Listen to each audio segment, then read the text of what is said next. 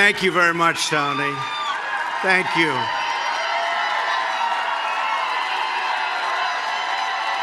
Thank you very much.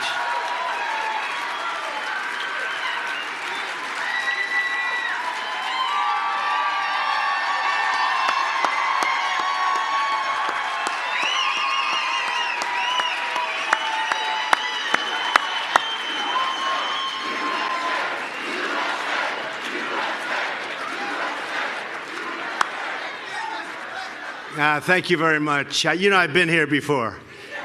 You do know that. Before the big day on November 8th, I was here. I want to thank Mark Meadows and all of the folks that have really made this possible. And Tony, tremendous guy. We have some incredible people that we love and that we're involved with. So we all know that. And I'm being followed by Mr. Bennett. You know that, right? And I've been watching him say nice things about me before I knew him. Those are the ones I like, where they speak well of you before you know them, right? But I really want to thank everybody and Tony for your extraordinary leadership of this organization. And I want to thank also Luana for your dedication to the faith community and to our nation. Works so hard. It's great to be back here with so many friends at the 2017 Values Voter Summit. And we know what that means. We know what that means. America is a nation of believers, and together we are strengthened and sustained by the power of prayer. True. As we gather for this tremendous event, our hearts remain sad and heavy for the victims of the horrific mass murder last week in Las Vegas. It was an act of pure evil. But in the wake of such horror, we also witnessed the true character of our nation. A mother laid on top of her daughter to shield her from gunfire. A husband died to protect his beloved wife. Strangers rescued strangers. Police officers, and you saw that, all of those incredible police officers, how brave they were, how great they were running into fire. And first responders, they rushed right into danger. Americans defied evil and hatred with courage and love. The men and women who risked their lives to save their fellow citizens gave proof to the words of this scripture. The light shines in the darkness, and the darkness has not overcome it.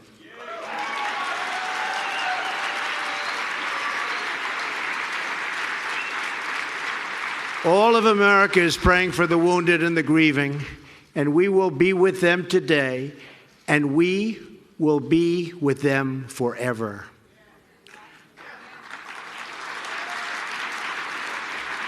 Just want to finish by saying really, and we understand it was so horrific to watch and so terrible, but to those who lost the ones they love, we know that we cannot erase your pain, but we promise to never, ever leave your side. We are one nation, and we all hurt together, we hope together, and we heal together.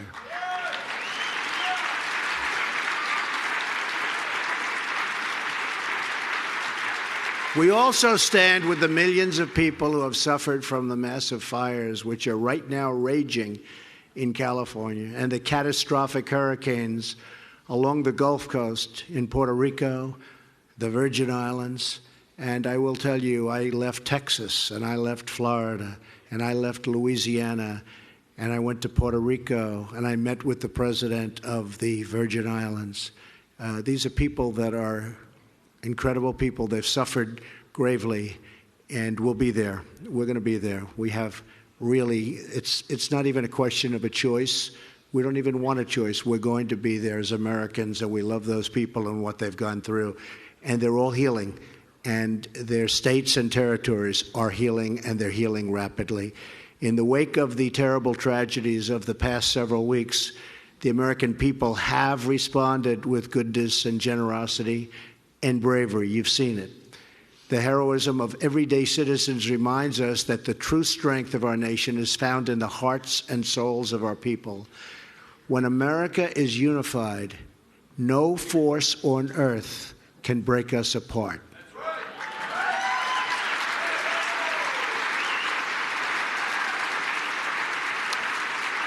We love our families. We love our neighbors. We love our country. Everyone here today is brought together by the same shared and timeless values. We cherish the sacred dignity of every human life.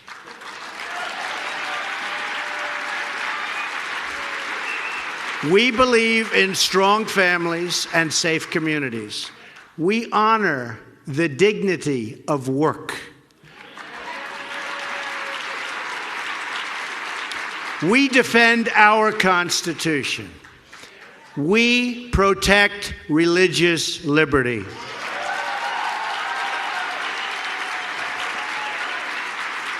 We treasure our freedom. We are proud of our history. We support the rule of law and the incredible men and women of law enforcement.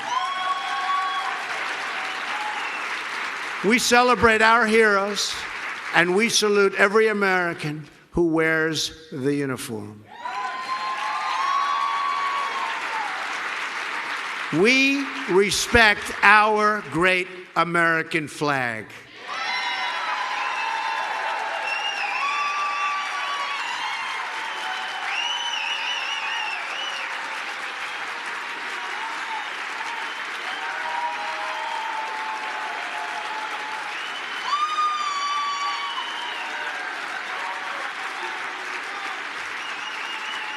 Thank you.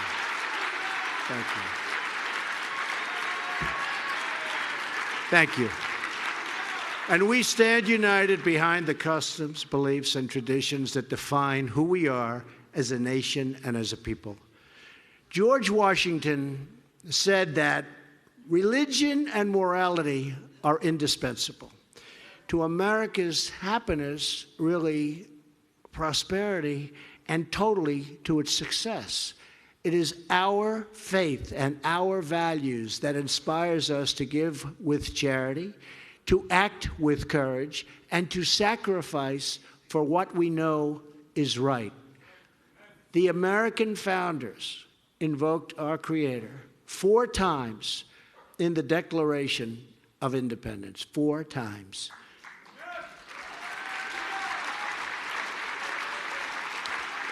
How times have changed, but you know what? Now they're changing back again. Just remember that.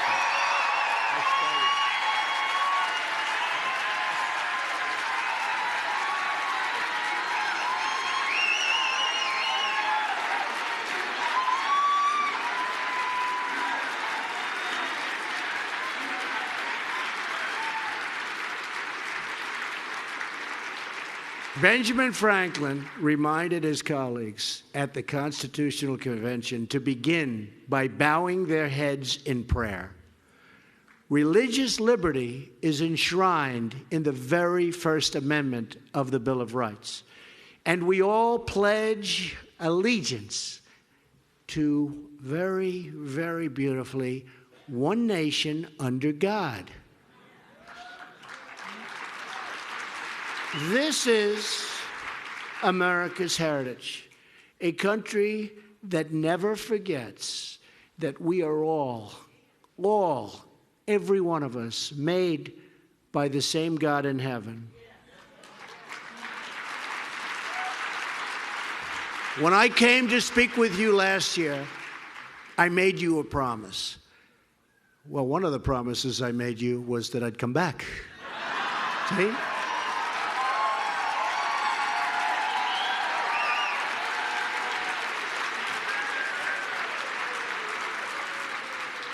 And I don't even need your vote this year, right? That's even nicer.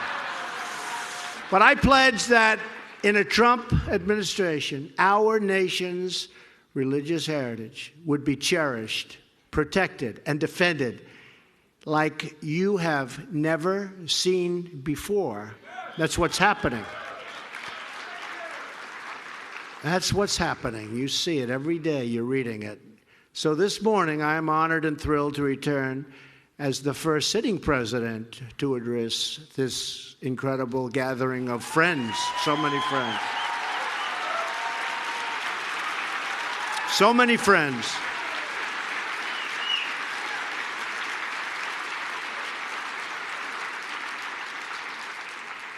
And I'll ask Tony and all of our people that do such a great job in putting this event together, can I take next year off or not? Or do I have to be back? I don't know. Huh? They're saying no. Luana's saying no. So that means no. So I'm here to thank you for your support and to share with you how we are delivering on that promise, defending our shared values, and in so doing, how we are renewing the America we love. In the last 10 months, we have followed through on one promise after another. I didn't have a schedule, but if I did have a schedule, I would say we are substantially ahead of schedule.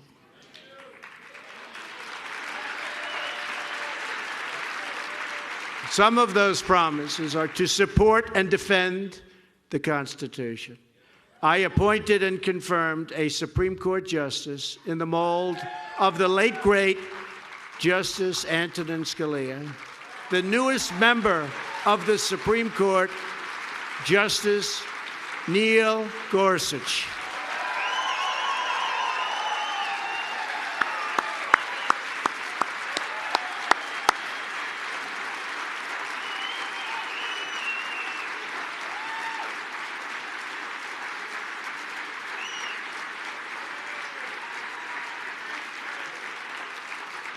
To protect the unborn, I have reinstated a policy first put in place by President Ronald Reagan, the Mexico City policy. To protect religious liberty, including protecting groups like this one, I signed a new executive action in a beautiful ceremony at the White House on our National Day of Prayer.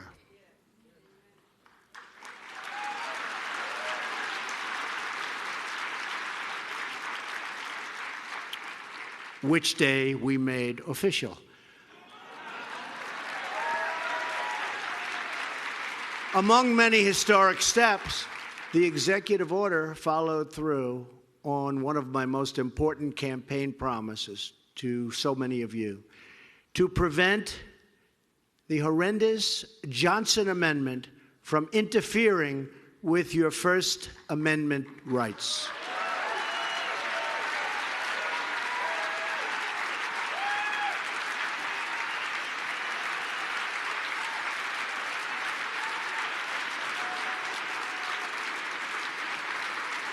Thank you. We will not allow government workers to censor sermons or target our pastors, our ministers, our rabbis. These are the people we want to hear from, and they're not going to be silenced any longer.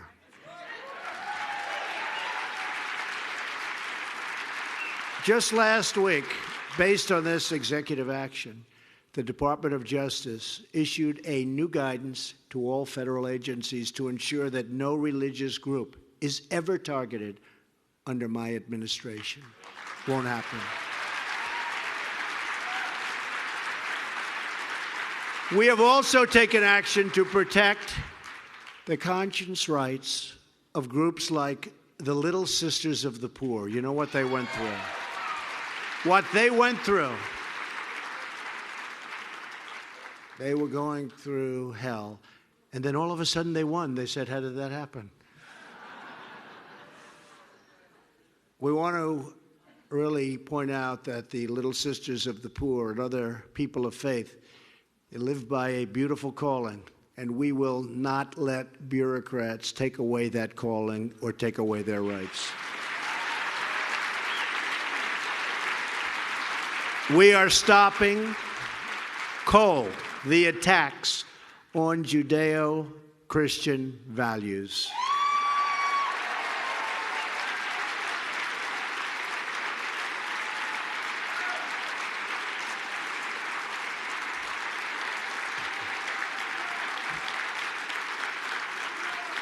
Thank you. Thank you very much.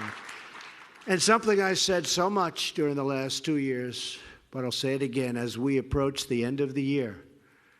You know, we're getting near that beautiful Christmas season that people don't talk about anymore.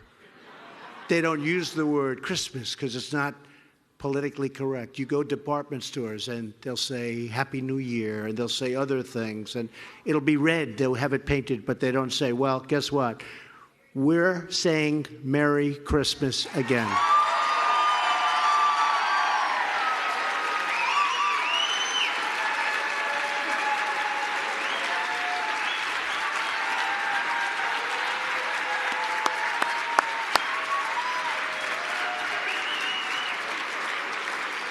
And as a Christmas gift to all of our hardworking families, we hope Congress will pass massive tax cuts for the American people.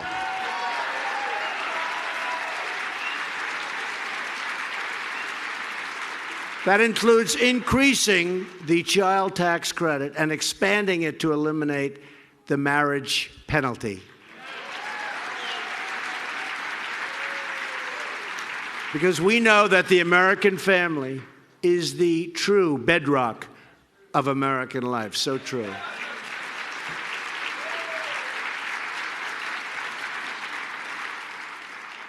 This is such an exciting event because we are really working very hard, and hopefully Congress will come through. You saw what we did yesterday with respect to health care. It's step by step by step.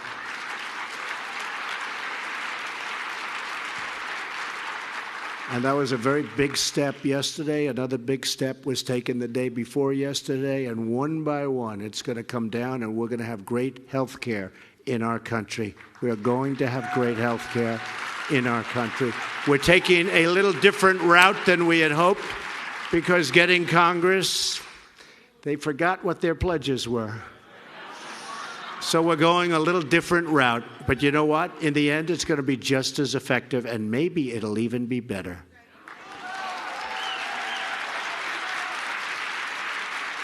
For too long, politicians have tried to centralize the authority among the hands of a small few in our nation's capital. Bureaucrats think they can run your lives, overrule your values, meddle in your faith, and tell you how to live, what to say, and how to pray. But we know that parents, not bureaucrats, know best how to raise their children and create a thriving society.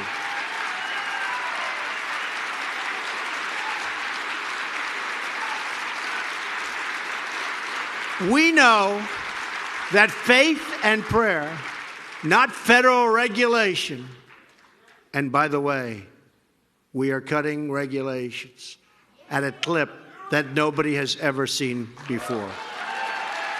Nobody. In 9 months, we have cut more regulation than any president has cut during their term in office. So we are doing a job. And that is one of the major reasons, in addition to the enthusiasm for manufacturing and business and jobs, and the jobs are coming back. That's one of the major reasons, regulation, what we've done, that the stock market has just hit an all-time historic high.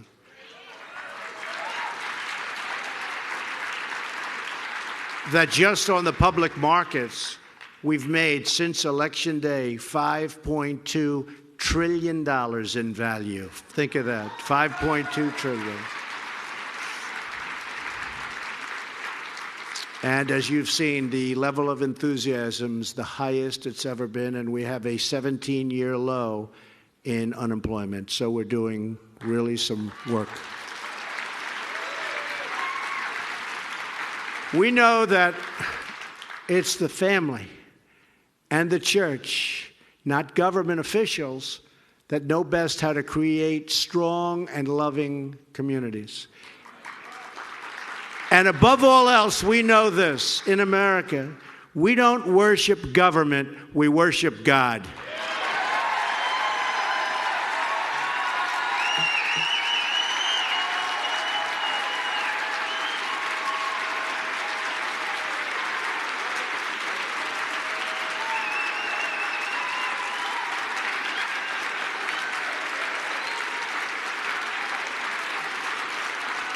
Inspired by that conviction, we are returning moral clarity to our view of the world and the many grave challenges we face. This afternoon, in a little while, I'll be giving a speech on Iran, a terrorist nation like few others, and I think you're going to find it very interesting.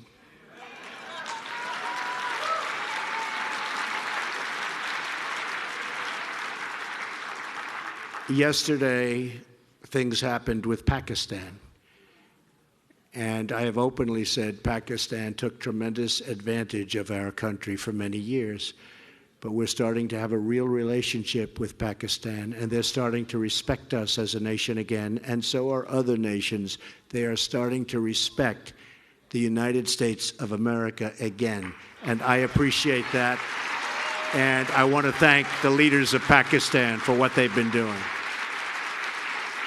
In this administration, we will call evil by its name. We stand with our friends and allies. We forge new partnerships in pursuit of peace. And we take decisive action against those who would threaten our people with harm. And we will be decisive because we know that the first duty of government is to serve its citizens. We are defending our borders, protecting our workers, and enforcing our laws. You see it every single day like you haven't seen it in many, many years, if you've seen it at all. In protecting America's interests abroad, we will always support our cherished friend and partner, the State of Israel.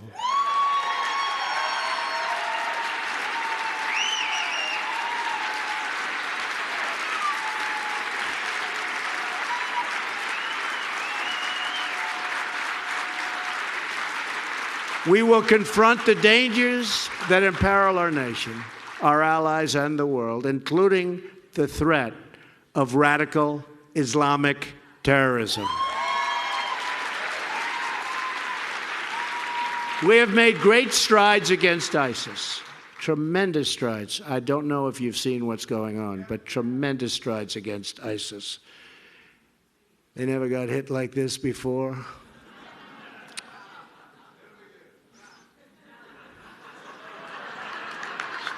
Stand up. Stand up. Let me. He's a rough guy. I can see it. But they've been just ruthless, and they've ruthlessly slaughtered innocent Christians, along with the vicious killing of innocent Muslims and other religious minorities. And we've made their lives very, very difficult, believe me.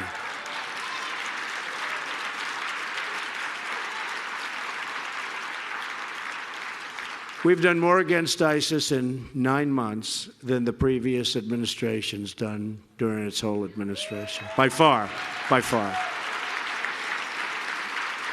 And ISIS is now being dealt one defeat after another.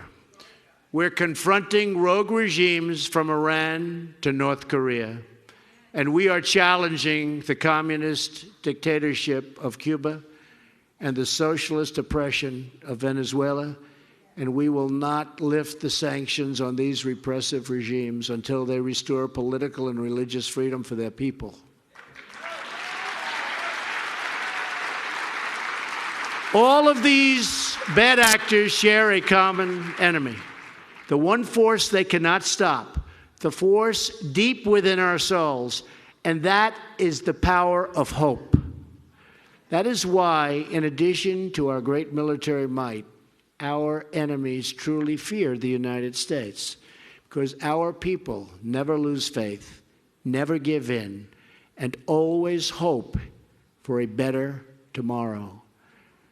Last week, Melania and I were reminded of this in a powerful way when we traveled to Las Vegas. We visited a hospital where some of the survivors were recovering from absolutely horrific wounds. We met a young man named Brady Cook. He's 22, and a brand new police officer. That night was Brady's second day in field training, his second day as a policeman. Can you believe that? But when the shooting began, he did not hesitate. He acted with incredible courage, rushing into the hail of bullets, and he was badly shot in his shoulder. This is what Brady said. I didn't expect it, but it's what I signed up for. When stuff goes down, I want to be there to face evil and to protect the good, innocent people that need it. And here's a young guy, great guy, and second day. He said, Brady, don't worry about it. It's going to be easier from here.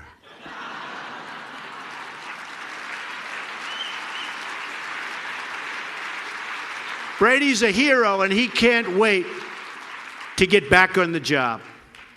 Several weeks before, when Hurricane Harvey hit Houston, a local furniture store owner who's known in Texas as Mattress Mac decided he had to help. When the rain began to flood the streets of the city, he sent out his furniture trucks to rescue the stranded.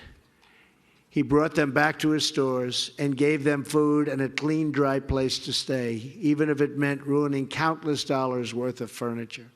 As Mattress Mac put it, my faith defines me. It's who I am. We can afford the cost. We can't afford what we can't. And he said this very strongly. What we can't afford is to cause people to lose hope. In Brady and Mac, we see the strength of the American spirit. This spirit of courage and compassion is all around us every day. It is the heartbeat of our great nation. And despite certain coverage, that beat is stronger than it's ever been before. You see right through it. That beat is stronger than it's ever been. We see this spirit in the men and women who selflessly enlist in our armed forces and really who go out and risk their lives for God and for country. And we see it in the mothers and the fathers who get up at the crack of dawn. They work 2 jobs and sometimes 3 jobs. They sacrifice every day for the furniture and future of their children. They have to go out. They go out, they work. The future of their children is everything to them. They put it before everything. And they make sure that the future of their children has God involved in it. So important to them. We see it in the church communities that come together to care for one another, to pray for each other, and to stand strong with each other in times of need. The people who grace our lives and fill our homes and build our communities are the true strength of our nation and the greatest hope for a better tomorrow. As long as we have pride in our country, confidence in our future, and faith in our God, then America will prevail. We will defeat every evil, overcome every threat, and meet every single challenge. We will defend our faith and protect our traditions. We will find the best in each other and in ourselves. We will pass on the blessings of liberty and the glories of God to our children. Our values will endure. Our nation will thrive. Our citizens will flourish. And our freedom will triumph. Thank you to the Value Voters Summit. Such an incredible group of people you are. Thank you to all of the faithful here today. And thank you to the people of faith all across our nation and all over the world. May God bless you. May God bless the United States of America. Thank you very much, everybody. Thank you. Thank you. Thank you, everybody.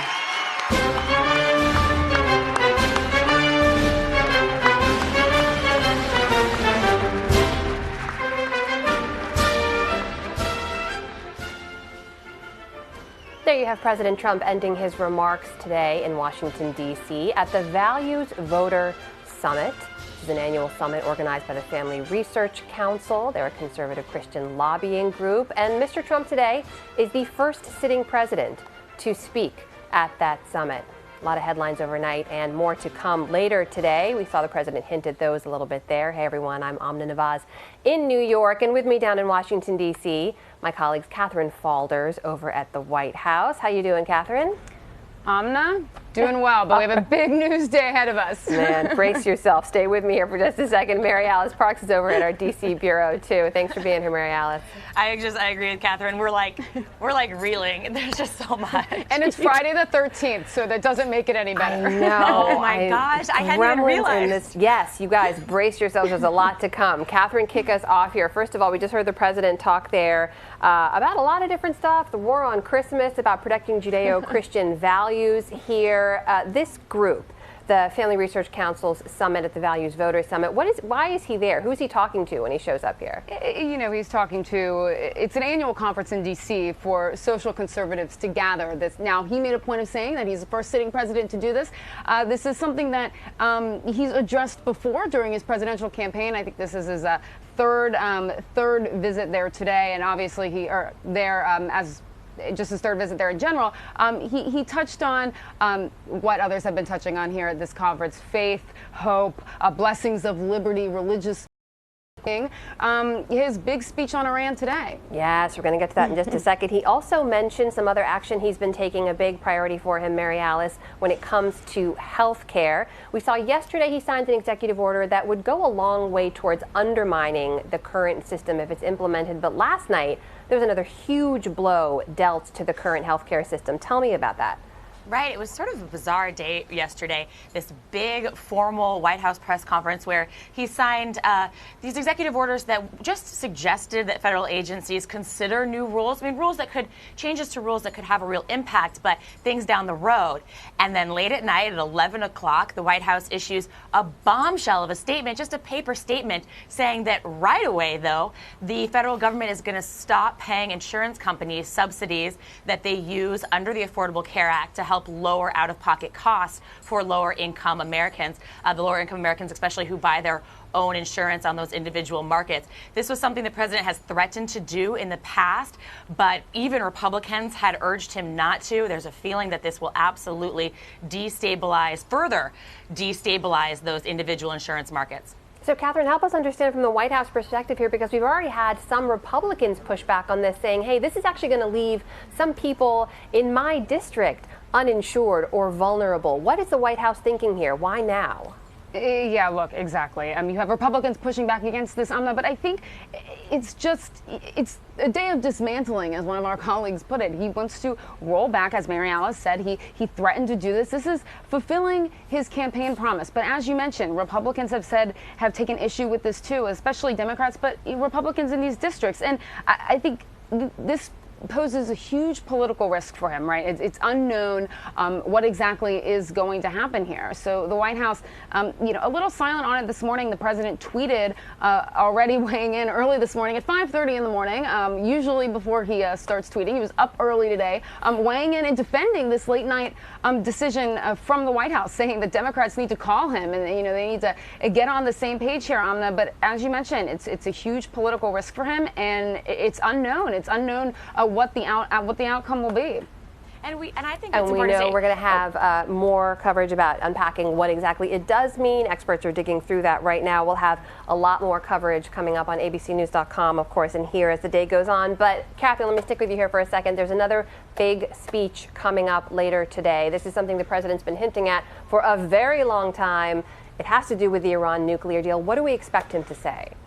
So as you saw, he previewed that a little bit in his speech just now, but we should expect the president to kind of lay this out pretty clearly. As he said on the campaign trail, he thinks it's a terrible deal. He wants to rip it up, but we don't really expect him to go that far. We think he's going to stop short of completely scrapping the Iran nuclear deal, and instead we expect him to decertify it. So what that means is he's going to punt it to Congress. Again, another issue that Congress has to deal with. They only have 34 working days left, but what it does is it punts it to Congress, and they have to make a decision whether to reimpose sanctions in 90 days. So that's what we expect to hear from the president today. He will lay that out more clearly, we believe, in a speech at 12:35 or 12:45. But right now, that's what we expect. And that, of course, has enormous implications for our foreign policy, for the balance of power across the rest of the world. We're going to dig into all that in our coverage later. But Mary Alice, let me ask you this. Catherine mentioned everything gets punted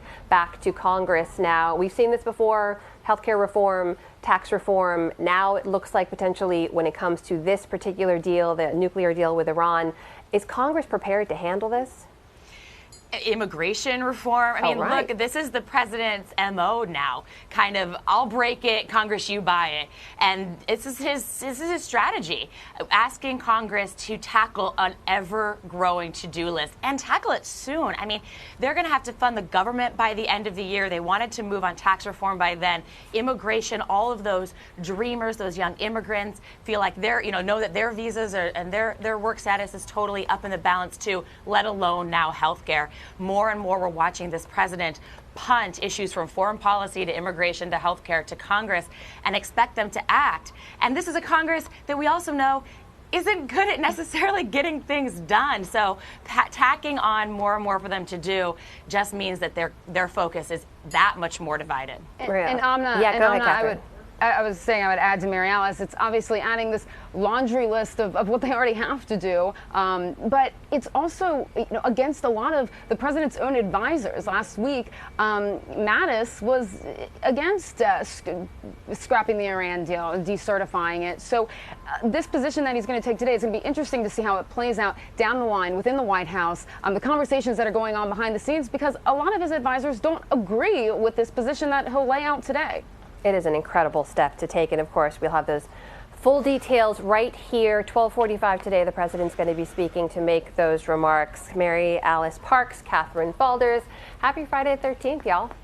Happy Friday the 13th.